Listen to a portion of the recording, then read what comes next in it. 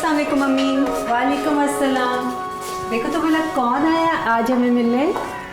Maryam aunty. कैसी हो मेरा बच्चा, ठीक हो? बड़ा प्लेजेंट सरप्राइज, आप बड़ी देर बाद पाकिस्तान आई हैं। और तुम कितनी स्मार्ट लग रही हो। ये बताएं, अपनी अकलौती बेटी को एयरफोर्स भेजने का ख्याल कैसे आया? ख्याल रखने वालों को देखकर। क्या मतलब?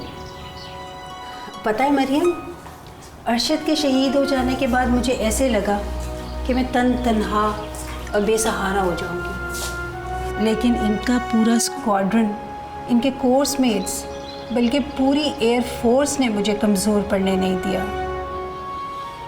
इनके जाने के बाद भी पूरी एयर फोर्स ने मुझे इतना मान दिया, तो मेरे दिल में ख्याल आया कि अपनी बेटी की सूरत में एयर फोर्स के साथ एक रिश्ता और जोड़ा जाए।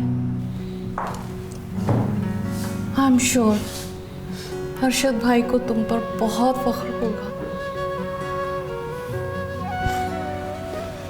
और मुझ पे? तुम पर भी हमें बहुत फख्र है।